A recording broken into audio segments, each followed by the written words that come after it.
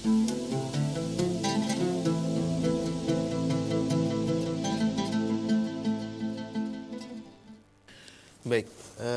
para pemirsa HTV Allah muliakan, kita kembali di Ustaz Menjawab dengan tema dari sini kita mulai. Nah, para pemirsa HTV Allah muliakan, tadi sudah kita sampaikan bagaimana misi dari para Rasul sejak dari Nabi Adam alaihissalam sampai kepada Nabi kita Nabi Muhammad sallallahu alaihi wasallam. Misi mereka sama, yaitu misi membawa perubahan, membawa perbaikan di tengah-tengah masyarakat. Dan tentu saja perubahan dan perbaikan itu dilakukan dengan menyampaikan petunjuk Allah Subhanahu wa taala. Dengan kita mengikuti petunjuk tersebut, maka kita tidak akan lagi mengidap penyakit takut dan sedih, ya. Dan sudah ada jawaban dari Allah Subhanahu wa taala yang kita bacakan tadi dari surah Al-Baqarah yang menceritakan tentang petunjuk Allah kepada Nabi Adam alaihissalam. Allah berfirman, "Qul nahbitu minha jami'a fa imma ya'tiyannakum minni huda faman ittaba'a hudaya fala khaufun 'alaihim wa lahum yahzanun." Jadi Allah berfirman, turunlah kalian semuanya ke muka bumi ini. Maka jika telah datang kepada kalian itu petunjukku, siapa saja di antara kalian yang mengikuti petunjukku itu, maka dia tidak akan takut dan tidak akan bersedih hati.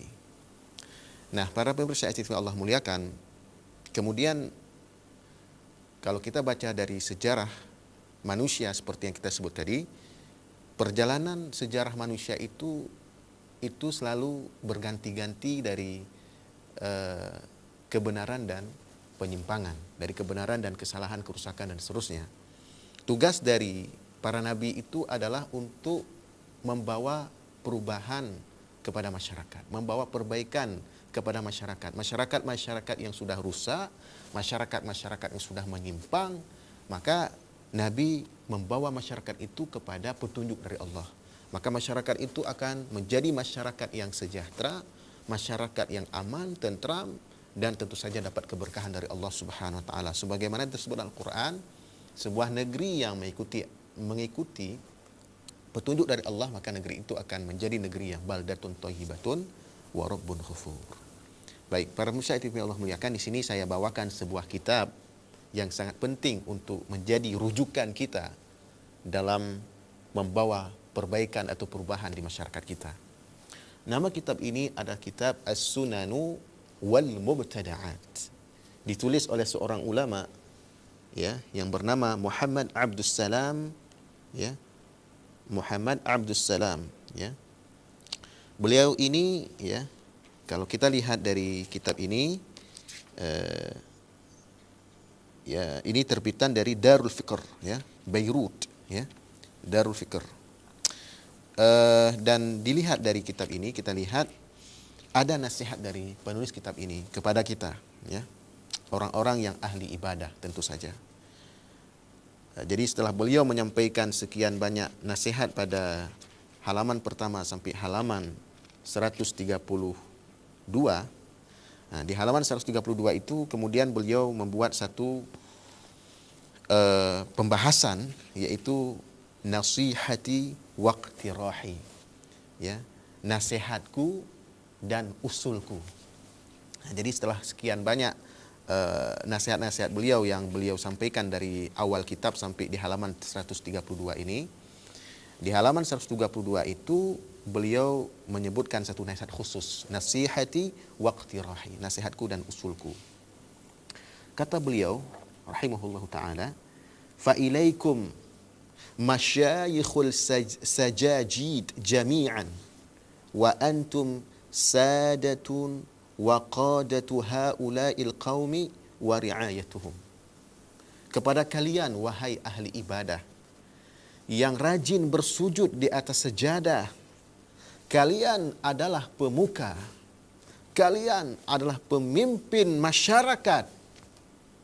Wa kullukum ra'in wa kullukum mas'ulun an ra'iyatihi. Kalian seluruhnya adalah pemimpin dan setiap kalian akan dimintai pertanggungjawaban terhadap kepemimpinan kalian itu. Qad katabtu hadzal kitab al-mubin wa nasahtu lakum wa ana lakum nasihun amin. Aku telah menulis kitab yang jelas ini. Jadi kitab beliau ini sangat jelas. Aku telah menulis kitab yang jelas ini. Dan aku nasihatkan dan aku memberikan nasihat kepada kalian. Wa ana lakum nasihun amin, dan saya bagi kalian adalah seorang pemberi nasihat yang bisa dipercaya. Kaitan sahu haula'il masakin alladzina يعمرون في الإسلام 50 و60 و70 و90 ويموتون ولم يذوقوا للإسلام والإيمان حلاوة ولا طمعا لتماديهم في جهالتهم ولعدم الوعاظ المؤثرين والمرشدين المخلصين فأقترح عليكم يا رؤساء القوم أن تقرأوا لهم كتب العلم. Apa nasihat beliau di bab ini? Beliau sebutkan, aku memberikan nasihat kepada kalian, wahai ahli ibadah di atas sejadah, wahai pemimpin pemuka masyarakat. Aku nasihati kalian agar kalian memberi nasihat lagi kepada orang-orang yang telah hidup lama dalam Islam. Mereka sudah hidup dalam Islam ini 50 tahun. Sudah 60 tahun hidup dalam Islam. Sudah 70 tahun hidup dalam Islam. Sudah 90 tahun hidup dalam Islam. Wa yamutuna wa lam yadhuqu lil islami wal imani halawatan wala ta'man. Tetapi mereka meninggal dunia. Mereka meninggal dalam keadaan belum merasakan nikmatnya berada dalam Islam dan dalam keimanan. Ini nasihat beliau luar biasa kepada kita, para pemuka masyarakat, para pemimpin masyarakat, agar masyarakat ini yang sudah lama hidup dalam Islam, sejak mereka dilahirkan oleh ibu-ibu mereka, sejak lahir hidup dalam Islam, sampai meninggal di usia 50, 60, 70, 90, tapi belum bisa merasakan nikmatnya hidup dalam Islam, nikmatnya hidup dalam iman. Agar kalian nasihati mereka. Kenapa mereka sampai meninggal dunia dalam usia mereka yang demikian lama itu, mereka tidak bisa merasakan iman dan manisnya Islam? Li'adabil wa'af al-mu'athirin wal-mursyidin al-mukhlisin. Karena di antara sebabnya adalah tidak adanya pemberi nasihat yang dapat mempengaruhi jiwa mereka. Tidak ada di masyarakat itu mursyidin al-mukhlisin, pemberi petunjuk yang ikhlas. Maka kata beliau berikutnya, fa'aqtarihu alaikum ya ru'asa al-qaum an taqra'u lahum kutubal ilmi. Aku usulkan kepada kalian, aku sarankan kepada kalian, wahai pemimpin kaum, pemimpin masyarakat, tokoh-tokoh agama, hendaklah kalian membaca kitab ilmu. An taqra'u lahum kutubal ilmi, hendaklah kalian bacakan kepada mereka, masyarakat kalian itu, kutubal ilm, buku-buku pengetahuan, buku-buku ilmiah. Wa tahuthuhum fiha ala qira'atil kitabil aziz بالتفسير والترتيل والتدبر والتفاهم والتعقل وقرروا عليهم حفظ 200 حديث نبوي تكون جامعة للعقائد وأحكام الحلال والحرام والعبادات والمعاملات والأذكار والأخلاق والآداب والترغيب والترهيب. Dan kalian bacakan juga kepada mereka, kalian anjurkan kepada mereka, selain dari kitab ilmu yang kalian bacakan kepada mereka, masyarakat kalian itu, anjurkan mereka juga untuk membaca Al-Quran, Al-Quranul Karim bitafsir, dengan membaca kitab tafsirnya. Jadi bukan sekadar kita baca Bismillahirrahmanirrahim, coba kita tahu makna dari ayat yang dibaca itu. Kemudian tadabbur, tafahum, memahami tafsir yang dibaca tersebut, dan juga membacakan sekian banyak hadis, menghafal 200 hadis. Nah, beliau sebutkan kemudian ini untuk membawa perubahan di masyarakat lebih kental. Beliau katakan supaya masyarakat itu juga bisa menghafal 200 hadis yang terkumpul di hadis tersebut berkaitan dengan akidah, hukum halal dan haram, ibadah, muamalat, zikir-zikir, akhlak, adab, dan targhib. Ya, motivasi dan juga kabar-kabar yang menakutkan. Nah, kata beliau rahimahullah berikutnya, wa an takhtaru li anfusikum walil qari'ina minhum min asahil kutub wa ashaliha. Dan kalian pilih untuk diri kalian dan pembaca-pembaca kitab tersebut kitab yang paling sahih dan yang paling mudah. Baik, para pemirsa TV Allah muliakan, kita ikuti dulu. Ada yang ingin interaktif dengan kita. Assalamualaikum. Waalaikumsalam. Dengan Muhtar di Lekaring. Oh ya, silakan Pak Muhtar. Ya, begini Ustaz, Ustaz bilang tadi setiap kita adalah pemimpin, maka pemimpin-pemimpin sekarang yang ada di Indonesia ini lebih menjalankan aturannya itu lebih ke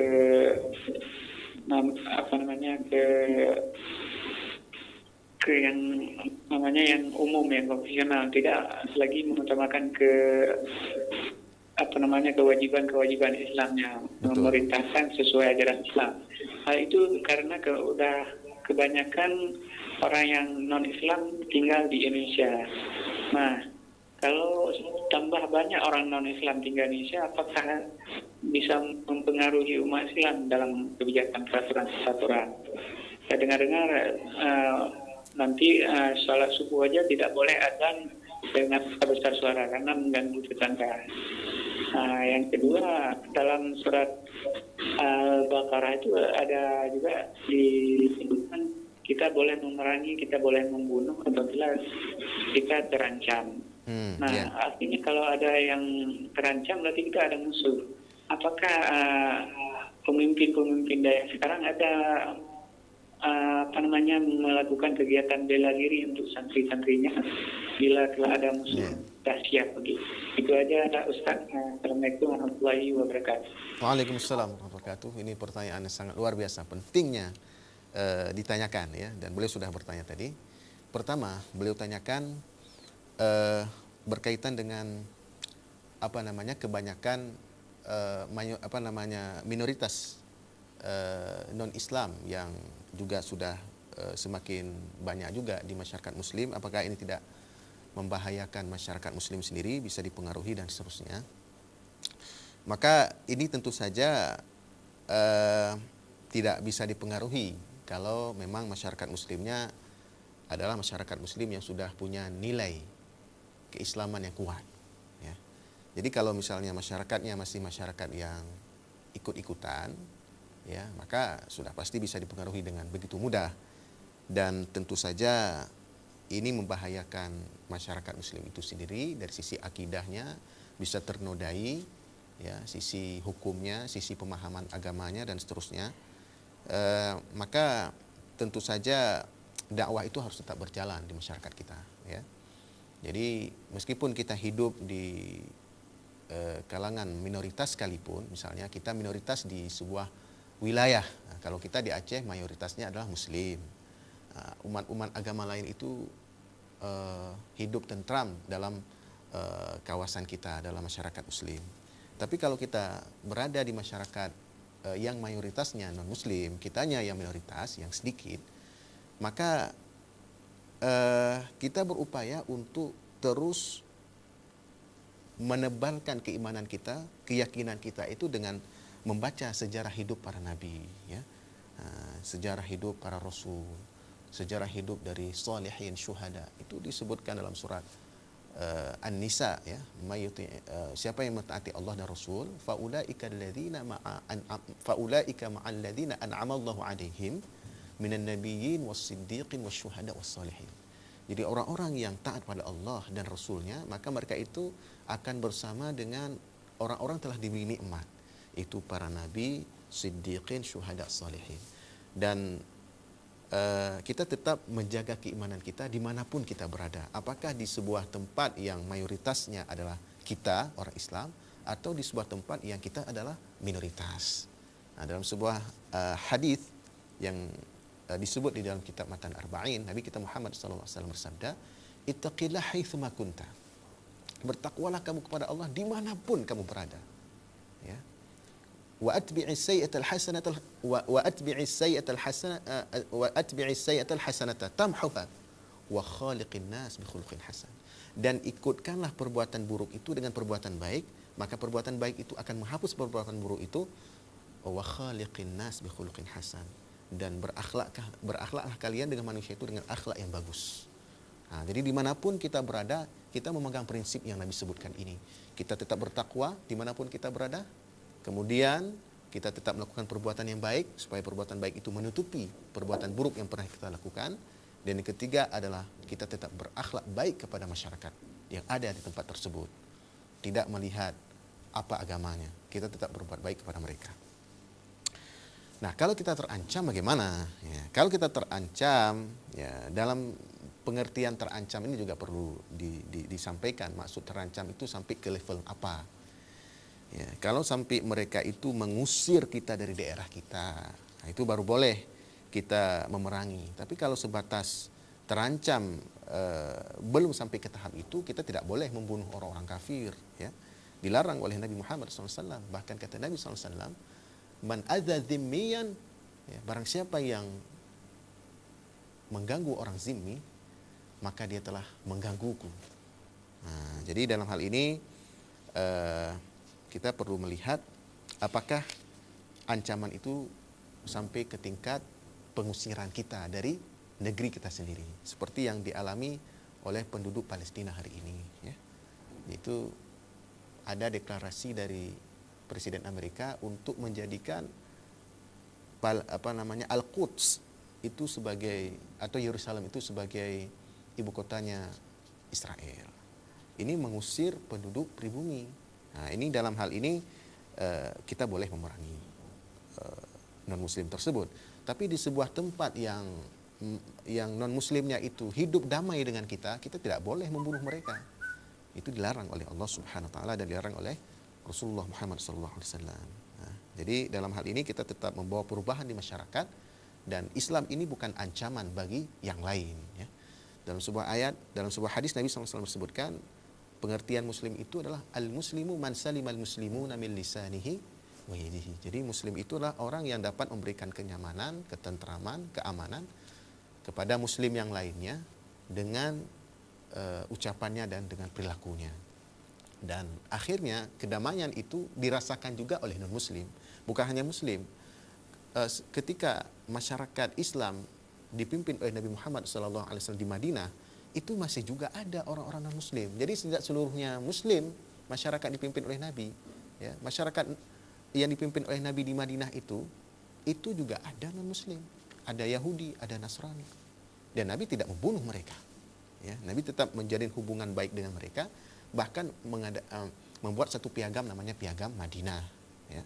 Nah, jadi dalam hal ini, kalau memang tidak sampai kepada pengusiran kita dari tanah air kita, maka kita tetap harus berbuat baik kepada siapapun itu, termasuk kepada orang kafir sekalipun.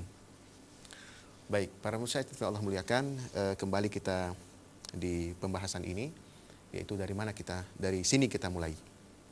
Nah, tadi kita sudah sebutkan nasihat dan saran dari seorang ulama yang luar biasa, yaitu seorang ulama kontemporer. Nama beliau adalah Muhammad Abdus Salam.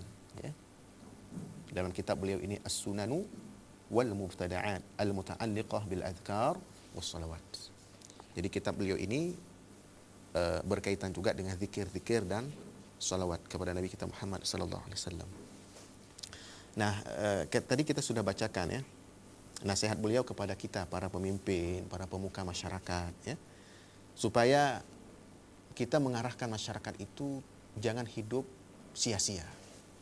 Hidup sekian lama, hidup sampai 30 tahun, 40 tahun, 50 tahun, 60 sampai 90 tahun bahkan, tapi hidup itu tidak dapat membuat mereka merasakan nikmatnya iman, nikmatnya Islam. Kenapa tidak bisa merasakan itu? Karena tidak ada pemberi nasihat yang ikhlas, ya. yang memberikan nasihat dan seterusnya. Maka saran beliau, selain dari nasihat, beliau sarankan kepada kita, pemimpin dan pemimpin kaum, adalah agar kita membacakan kepada masyarakat itu kitab-kitab ilmu. Ya.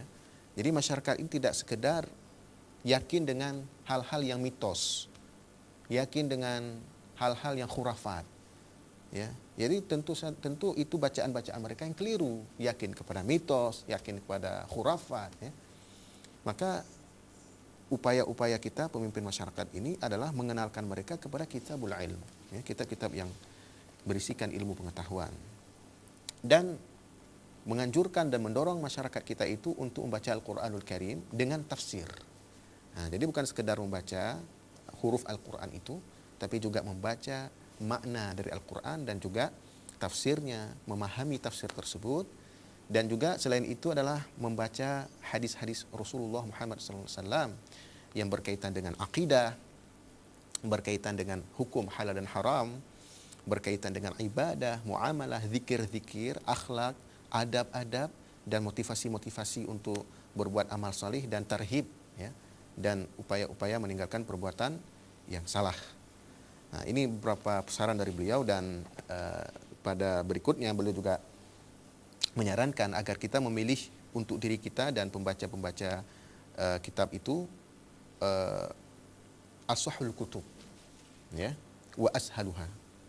Yang kita pilihkan itu adalah kitab yang paling sahih dan paling mudah. Nah, jadi banyak kitab-kitab sekarang yang bisa dibaca oleh masyarakat kita, tetapi apakah kitab-kitab itu sahih atau tidak? Gitu. Bahkan bukan hanya sahih, kita berupaya untuk memilih kitab yang paling sahih, yang paling benar. Nah, tentu saja yang paling sahih dan paling benar itu adalah Sahih Bukhari dan Sahih Muslim. Jadi Al-Imam Nawawi rahimahullah menyebutkan bahwasanya as-sahihul kutub ba'dal Qur'anil aziz as-sahihani. Sesahih-sahih kitab setelah Al-Quran adalah dua sahih, yaitu Sahih Al-Bukhari dan Sahih Muslim. Nah, ini kitab hadis. Dan juga bukan hanya kitab sahih yang paling sahih, juga kitab yang paling mudah. Ya. Di antaranya misalnya kalau kitab yang paling mudah adalah kitab Arba'in, ya, yang ditulis oleh Al-Imam Nawawi. Ini kitab hadis yang luar biasa. Ditulis oleh Al-Imam Nawawi rahimahullah ta'ala. Matan Arba'in An-Nawawiyah ini berisikan 42 hadis. Ya. Ini yang paling mudah, paling sahih dan juga paling mudah. Nah, Al-Imam Nawawi di sini pun menyebutkan, ya, Matan Arba'in An-Nawawiyah fil ahadith as-sahihah An-Nabawiyah. Nah, jadi Matan Arba'in yang ditulis oleh Imam Nawawi berisikan hadis-hadis sahih dari Nabi Muhammad SAW. Ini ada 42 hadis seluruhnya. Ini semuanya adalah hadis-hadis yang sahih. Dari hadis yang pertama sampai hadis ke-42. Hadis pertama itu membahas tentang niat, ya. Hadis dari Umar bin Khattab radhiyallahu anhu, innamal a'malu binniyat wa innama likulli imri'in ma nawa faman kanat hijratuhu ila Allahi wa rasulihi fa hijratuhu ila Allahi wa rasulihi wa man kanat hijratuhu lidunya yusibuha aw imra'atin yankihuha fa hijratuhu ila ma hajara ilaihi. Nah, ini hadis yang pertama. Hadis yang kedua itu berkaitan dengan rukun iman, rukun Islam, dan ihsan. Baik, para pemirsa yang Allah muliakan, kita akan lanjutkan setelah pesan-pesan berikut ini.